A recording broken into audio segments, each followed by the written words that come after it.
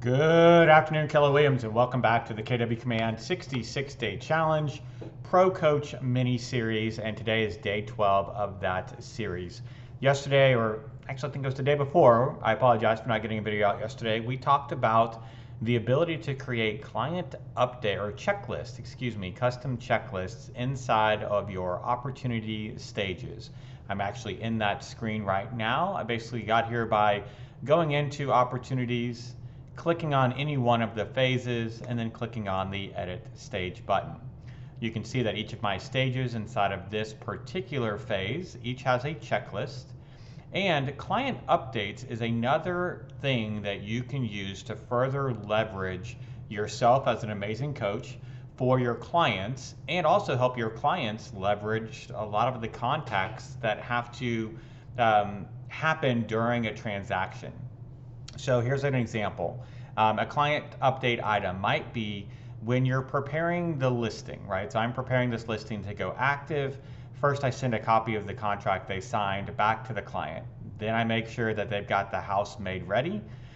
We get the staging. So stage house, that's a checklist item for me as the agent to see.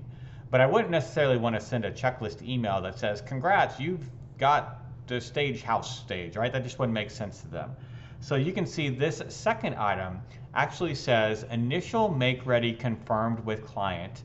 Please expect a call from Carolyn Knight with Interiors by Knight Designs. Now Carolyn is the stager that I use in my regular business. So this is a button that I could check off. And because this is a client update item, you can see it's checked here.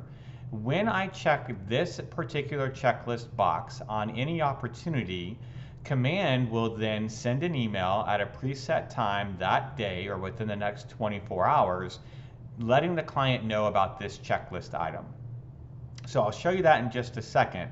However, just kind of a note that you can come in when you're building out these checklists. Now again, remember, you need to be logged in as the Rainmaker for the ProCoach account and building these checklists out in the team opportunity account.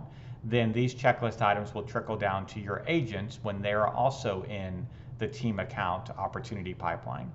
So you could think about things, okay, when would you want to email a client? Okay, great. So this would be another one, right? Final staging is confirmed. We've got to get photography ready. This is another email that would go out, just say, please expect prep and an email from Mel Garrett, who's our photographer, right? So this is how you can create the actual items. All you have to do is name the item. Now, why are these so wordy when all the rest of them are not? Well, if you come in, first thing you're going to do is build out your checklist items, okay? The second thing you're going to do is come into Client Updates and click on this gear. This is actually the settings menu for the client updates. So this is kind of stage 2. When do you want your emails being sent out to the clients in your PC program with regards to updates? Now, you can set this default. The agents can change this. I would recommend you have your agents go through this process individually as well. But when do you want it sent out? Okay, and I usually do mine at 6 p.m. That's the end of my business day. That way the clients are getting an update of everything I've done that day for their transaction. And then send from. This is important, right? So you probably do not, I would suggest you don't have these emails come from Rainmaker, or the email is going to come from ProCoach MC00001. It'd look kind of weird. So I would recommend that you have this come from the owner in this case. Who do you want the updates sent to? The client and co-client, or just the primary client? You can decide what the default is here. Then you can also say, okay, well, who else should get an email? Now, I would recommend that if your clients are assigning you to every opportunity, which I suggest that they do, that you have them maybe not mark this box, because this means you're going to get a whole lot of emails from your clients that you don't necessarily need, right? So you could uncheck that box. This would also send it to the owner. That way they're getting a copy of the emails being sent to the client. Your coaching client may decide they don't want this to be sent to them. It's totally up to them. If you want to see what the email looks like, you can click on preview and it'll bring up a copy of the email. So this would be the marketing material, the contact name for the actual client receiving it, the listing associated with the opportunity, the lead photo of the actual MLS listing, And then these are the checklist items that are getting checked off. That's why they're so wordy. If I just said stage house and the client got an email that said, we're checking things off, here's what you've done, stage house, that's just not quite as professional as those checklist items that I showed you earlier. So when you're creating the client update checklist items, remember they should be written in a format that looks professional and makes sense to the client. Finally, you would then see the rest of the marketing material down here at the bottom. All right, so that's what the client update item looks like. That's how you can build them out, number one. Two, go through the settings. And then three, this is the final step, and you're gonna have to coach your agents on doing this. It's the one that's most often missed, is that you will have to come into each opportunity and actually turn on the updates for that particular opportunity. So let's come into under contract.